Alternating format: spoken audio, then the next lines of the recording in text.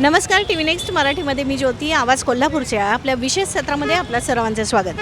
आज आपण आहोत मिरजकर तिकटी या ऐतिहासिक अशा जागेवरती. माझ्या मागे आहे हुतात्मा स्तंभ, जो 1857च्या उठावामध्ये जे लोक हुतात्मे होते त्यांच्या आठवणीसाठी तो बांधला गेलेला आहे. तसंच माझ्या उजव्या हाताला आहे शाहू मैदानकडे जाणारा रोड, डाव्या हाताला आहे इकडून आपण पद्माराजा हायस्कूलकडं जाणारा रोड आहे, जो नव्यानं बनवलेला आहे. तसं तो जो मेन रोड आहे इकडचा डाव्या आणि उजव्या हाताचा आणि हा स्ट्रेट रोड, ह्याला 3 रस्ते मिळाल्यामुळं याला मिरजकर तिकटी असं नाव दिलेलं आहे. इथलं एक ऐतिहासिक ठिकाण म्हणजे ह्या जागेची ओळख आहे तो म्हणजे ऐतिहासिक दूध कट्टा.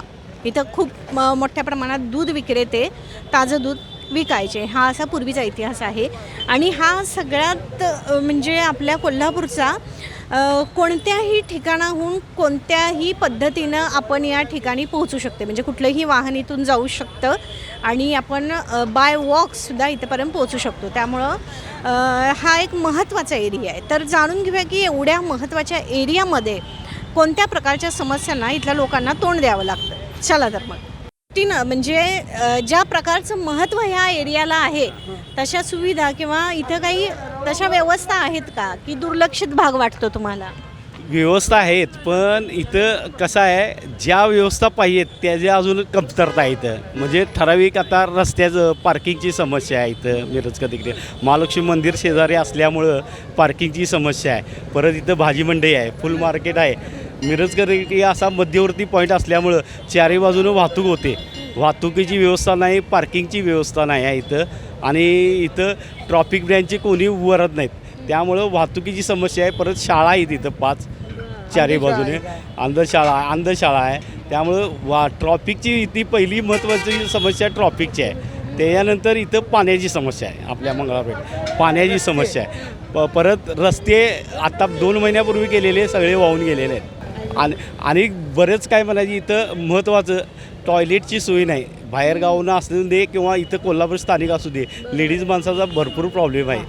सगळ्यात महत्त्वाचं महानगरपालिकेने याच्याकडे लक्ष द्यावं. इथे स्मारक आहे काय, आणि त्या हुतात्मा स्मारक आहे, तिची दुरावस्था व्यवस्थित होत नाही. आता केलेलं आहे, पण आता चांगली सोय केलेली आहे. लायटिंग म्हणा किंवा रंगरंगोटी सगळी चाललेली आहे. आता त्या स्मारकाची देखभाल चांगली केलेली आहे आता, पण त्याच्या शेजारी लाईट वीजची व्यवस्था व्हावी शेजारची, एवढंच. आपल्या मते मिरजकर तिकटी ह्या एरियाला काय महत्त्व आहे? याला महत्त्व म्हणजे इथं 1857ला जो बंड झाला, त्या बंडा इंग्रजांच्या बरोबर उठाव झाला. त्यावेळी उठावासाठी ज्यांनी हुतात्म्य पत्कारलं त्यांचा इथं स्तंभ आहे. त्याच्यामुळे इथे मिरजकर तिकटीला अत्यंत महत्त्व आहे. आणि शाहू महाराजांनी इथंच या चौकामध्येच कुस्तीचं पहिलं जगातलं मैदान कुस्तीतलं इथं उभा केलेलं आहे. त्यामुळे इथं याला जास्त महत्त्व आहे. महालक्ष्मी मंदिर साईडलाच आहे. परत पाण्याचा खजिना म्हणून जे होता, शाहू महाराजांनी पाटाचं पाणी बिना उपसता सायपन पद्धतीनं येत होतं, ते पाण्याचा खजिना बी या बाजूलाच आहे मिरजकर तिकटीच्या. आणि पाण्याचा हौद इथं येणाऱ्या जनावरांना पाणी पिण्यासाठी इथं हौद आहे. तुमच्या दृष्टीनं हा एरिया खूप महत्त्वाचा आहे. तर काय वाटते, इथं तुम्हाला काही समस्या जाणवतात का? इथं समस्या म्हणजे इथं देखभाल व्यवस्थित होत नाही. पाणी आता या सायपन पद्धतीनं येत होतं, त्यात आता टँकर आणून ओततात, त्यामुळे ते पाणी प्यायला होत नाही. परत रस्त्यांचे एका रात्रीचा रस्ता केला, एका लगेच 2 महिन्यात खराब झाला आहे. त्या पद्धतीने इथलं देखभाल होत नाही. आणि कोल्हापूर जिल्ह्याचा महसूल हा जास्त जातो, GST वगैरे म्हणा किंवा महसूल, त्या मानानं कोल्हापूर जिल्ह्याच्या सुखसुविधा होत नाही. तुम्हाला काय वाटते, ह्याच्यावर काय उपाय करू शकतो आपण? याच्यावर सर्व पक्षीय मिळून लोकांनी उपाय केला पाहिजे. एकमेकांच्या तंगडीत न अडकता सगळ्यांनी मिळून विकास केला पाहिजे. नमस्कार, आपलं नाव? अर्चना अनिल सरवळे. आपण नीता गणेचारी. बरं, तुम्ही इथं भाजी विकायला ताई आम्ही बसतोय, पण इथं कसं आहे, आम्ही कुठून लांब नाही येतोय, पण इथं आम्हाला काही अडचणी येतात भरपूर. आम्ही बाई माणूस कुठं जाय सांगा अडचणीच्या व्यक्ताला. आम्हाला वॉशरूमची इथं सोयी अजिबात नाही आहे. बाथरूमला आम्हाला कुठं जायला लय अडचणीचं प्रॉब्लेम आलेत बघा ताई. बाहेरगावची पण येतात, महालक्ष्मीला वगैरे ती पण लय अडचणलेल्या असतात. आम्हाला प्रत्येकजण विचारतात, आम्ही त्यासनी काय सांगायचं. आम्हाला मोठा प्रॉब्लेम झाला इथं. त्याच्यावर काहीतरी तुम्ही तोडगा काढा. नमस्कार सर, आपलं नाव? माझं नाव ॲडव्होकेट धनंजय नाईक नवरे, पंढरपूर बार असोसिएशन.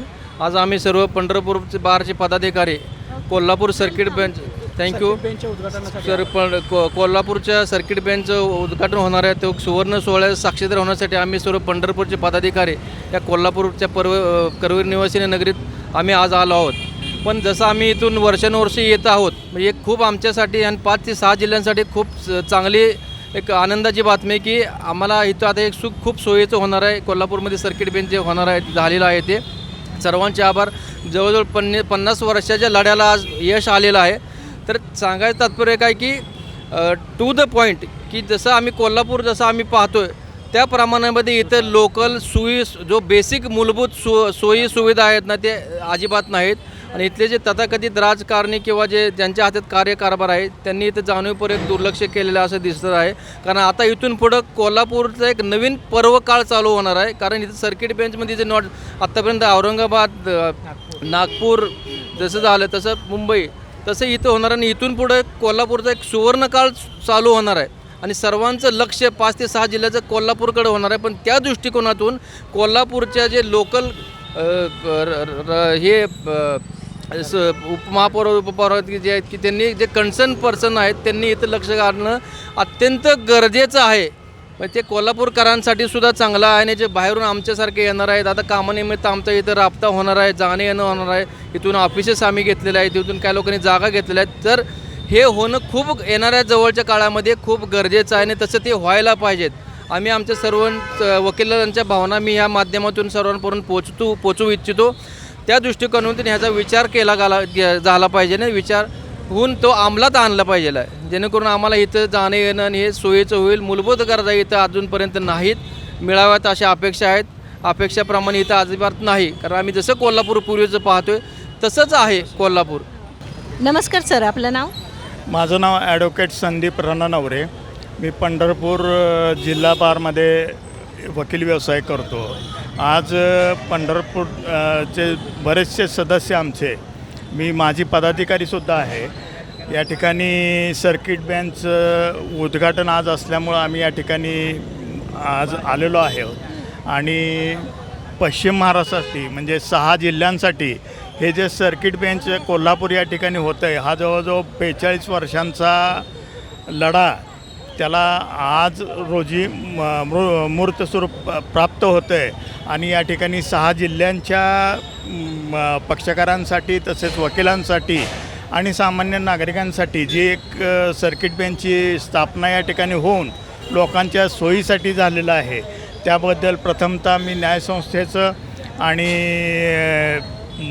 या लढ्यामध्ये भाग घेतलेल्या सर्वांचं आभार मानतो. कोल्हापूरमध्ये सर्किट बेंचचं उद्घाटन सुरू आहे. लवकरच कामकाजाला सुरुवातही होईल. तर जाणून घेऊया आज कोल्हापूरकरांच्या मनात याचा कसा आनंद आहे. नमस्कार सर, आपलं नाव? गेली 40 ते 45 वर्षे कोल्हापूर सुभाष मानकर. गेली 40 वर्षे कोल्हापूर जिल्ह्यातील व सांगली, सातारा, सिंधुदुर्ग जिल्ह्यातील वकील लोकांनी व समस्त नागरिकांनी जो लढा दिला सर्किट बेंच होण्याबद्दल, त्याला यश येऊन सर्किट बेंचचा उद्घाटन सोहळा होत आहे. त्याबद्दल करवीर नगरीच्या या न्यायालयीन कामकाजाच्या दृष्टिकोनात एक सोनेरी अक्षरानं लिहिण्यासारखा सुवर्णयोग आहे. गवई भूषणसाहेब यांनी जे एक ह्या सर्किट बेंचबद्दल कामकाज केलं त्याबद्दल मी त्यांचे मनपूर्वक आभारी आहोत. नमस्कार, आपलं नाव? बाळकृष्ण बाबुराव मिरजकर. कसं वाटतंय आज सर्किट बेंचचं उद्घाटन? सर्किटचं उद्घाटन चालू असलं, गरिबांचा न्याय हा चांगला झाला पाहिजे. आणि वकील लोक कारण नसताना त्रास लोकांना देतात. कारण विधी खात्याचे शिपाई देखील ज्येष्ठ नागरिकाला त्रास देतात. ह्याच्याकरता साहेबांनी लक्षावरून, साहेब काही बोलत नाही तिथे, जिल्हा संत्री न्यायाधिकारी आगरकर बाई ह्यांनी चांगलं त्यांना कडक भाषेत बोललं पाहिजे. मी तिकडे सर्व ठिकाणी वावरलेलं आहे, मी नोकर केलेला माणूस आहे. त्याकरता गवई साहेबांनी ह्याच्यावर निर्णय घेऊन कडक कारवाई आणि ज्या जनतेची गरीब न्याय आहे त्यांना योग्य निर्णय देऊन ताबडतोब निर्णय दिला पाहिजे. 50-50 वर्ष देणे बरं वाटत नाही आहे. त्याकरता आपण जनतेचे कामाकरता चांगला प्रतिनिधी निवडून अभ्यासू माणूस देखील नेमावं. वकिलांना देखील काय काय अभ्यास नसतो या जनरल नॉलेज जे न शिकणारे त्यांना अनुभव आहे, त्यांच्याकरता आम्हाला मला नाव राज्यघटनेची त्यांना नेम माहिती, आम्ही सगळे नेम वाचतो. त्याकरता योग्य निर्णय देऊन गरीब जनतेना योग्य वापरून त्याचे सहकार्य करा ही विनंती. वारं दाखला म्हणजे बायकोला द्यायचं असून नाही वारं दाखला बायकोला. आमची आई म्हणली आम्हाला नको, वकील लोक त्रासाने देणार. मी सगळा अनुभव 40 वर्ष होतो या आणि सगळे धंदे मला माहिती आहेत कोर्टातले. आता हे तुमचं नोटरीचं देखील 100 रुपये फी असताना कसे पाहिजे घेतात सगळं माहीत आहे. मी अभ्यास माणूस सगळे पेपर वाचतो, सगळे हे करतो, सहकार खात्यातले देखील मी वाचतो. सगळं लाव बजा टिमकी बजाव. जास्त टिकत नाही कोणाचं. शेवटी बुद्धिवंत माणूस श्रेष्ठ असतो, सगळा अनुभव घेतलेला माणूस आहे. आणि आमच्यासारखे तिथं बोलायला संधी देत नाहीत. काय काय देतात काय काय देत नाहीत. हो ह्यांचं सगळं बाहेर पडतं या 50 वर्ष निकाल. आता सगळी माणसं मरून माणसानं करायचं काय. बहीण भाऊ आमचे मरून गेले, मग आता निकाल काढावा लागला. आम्ही मेल्यावरती मग संपलंच की. आणि गरीब न्याय पीडित घरांना चांगला न्याय देऊन त्यांचं शासनामार्फत पैसे मिळावेत, सुप्रीम कोर्टामार्फत असा निर्णय घ्यायला लावा त्यांना. कारण काय गरिबाचं लय हाल होते. नमस्कार मॅडम, आपलं नाव? माझं नाव अलका विनायक सनगर. मी कोल्हापूरचीच आहे आणि मी काँग्रेसची कार्यकर्ते आहे. मग त्यामुळं काय होतं, इथं मिरजकर तिकिटीला वगैरे मी कायम गाडीवर येते. कारण इतकं रस्त्यांची दुर्व्यवस्था झालेली आहे. म्हणजे गाडी चालवताना म्हणजे जीव असा ह्याच्यातच घेऊन यायला लागते. आणि मिरजकर तिकिटीला सिग्नलची सोय म्हणजे नाही आहे इथं. मग इथं कसं गाड्या अडव्याने ॲक्सिडेंट भरपूर होतात सारखे इथं. मी पण एकदा इथं पडलेलं आहे एक वेळ असं. आणि रस्त्यांचं हे नाही आहे. आणि कोल्हापुरात म्हणजे प्रत्येक ठिकाणी खड्डे आणि पाणी भरपूर साठतं आहे. पाणी जायला हे नाही, प्रॉब्लेम भरपूर येतात गाडी चालवताना. आता ते बघा, ते असं पाय असं हे करून चालवायला लागते गाडी. म्हणजे व्यवस्थित नाही आहे इथं. आणि ट्रॅफिकवाल्यांची पण इथं ट्रॅफिकवाली पण नसतात इथं. खड्डे वगैरे एवढं काय करा, महानगरपालिकेनं काय करावं, लवकरात लवकर इथं खड्डे वगैरे मुजवावे आणि नागरिकांची म्हणजे सोय चांगली करावी जरा, हीच आमची अपेक्षा आहे नागरिकांनी. नमस्कार, आपलं नाव? प्रदीप इंद्रराव पाटील. आज आपल्या इथे सर्किट बेंचचं उद्घाटन सुरू आहे, कसं वाटतंय तुम्हाला? खूप आनंद झाला आहे. बऱ्याच वर्षाची मागणी होती. यासाठी कैलासवासी एन डी पाटील आणि कैलासवासी गोविंद पनसरे यांनी प्रयत्न भरपूर केलेले होते. आज ते ह्यात नाहीत, ते आज असते तर त्यांना भरपूर आनंद झाला असता. आणि सर्व कोल्हापूरच्या वकिलांनी जोर लावला, सांगली, सातारा, सिंधुदुर्ग वगैरेच्या लोकांनी सगळ्यांनी जोर लावल्यामुळं. आणि विशेषतः सर्वोच्च न्यायालयाचे न्यायाधीश भूषण गवई साहेब यांचे मी खूप खूप आभारी आहे. त्यांनी आमची मागणी तात्काळ मंजूर केल्याबद्दल धन्यवाद देतो. वकील नाही, एक नागरिक आहे, सभ्य नागरिक, एक जाणकार नागरिक. आता माझे पण कोर्टात केसेस चालू आहेत. समजा मला अपील करायचं झालं तर हायकोर्टात मुंबईला जायला लागायचं. मग भरपूर खर्च व्हायचा, येण्या जाण्याचा म्हणा, वेळ म्हणा, हे ते सगळं आमचं आता वाचलं ना. त्यामुळे भूषण गवई साहेबांचं कोटी कोटी धन्यवाद. नमस्कार, आपलं नाव? मी दत्तात्रय पांडुरंग साळुके. आपण आता कुठल्या एरियात आहोत? आपण मिरजचं तिकटी मंगळपेठ.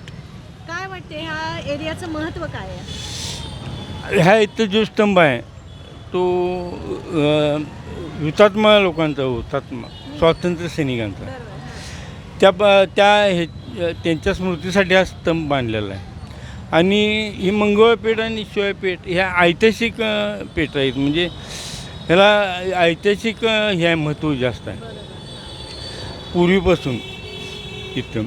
मग हा जो असा ऐतिहासिक हा भाग आहे, इथं तुम्हाला वाटते का की हा पूर्ण सोयीनी असा युक्त हा भाग आहे? हा सर्व सोयीयुक्त आहे. आणि इथं काही समस्या जाणवतात का तुम्हाला? समस्या इथं काय, आम्हाला तशा काय समस्या नाही आहे तिथं. सगळे इथले रिक्षा म्हणा, इथले सगळे लोक, परिसरातले लोक सगळे कोऑपरेटिव्ह असतात, आनंदात एकमेकावर राहतात.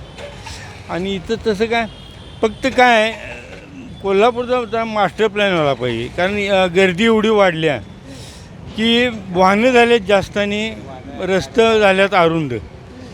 त्यामुळं पहिला मास्टर प्लॅन झाला पाहिजे. हे कोल्हापूर मोठं करायचं म्हणून हे महापालिका करायची म्हणतात. खुद्द कोल्हापुरातले रस्ते आणि करता आलेले नाहीत. आणि हे आता एवढा मोठा एरिया ताब्यात घेऊन काय करणार आहेत ती? मुख्य कोल्हापूरची समस्या मिटवलेली नाही या लोकांनी. की ज्यांनी रस्ते करायला पाहिजेत, अमेरिकेमध्ये जरासं तुमचं मास्टर प्लॅन केला पाहिजे. काय तर शिस्त इथं कोल्हापुरात लावली पाहिजे प्रत्येक गोष्टीची. ती राहिली बाजूला.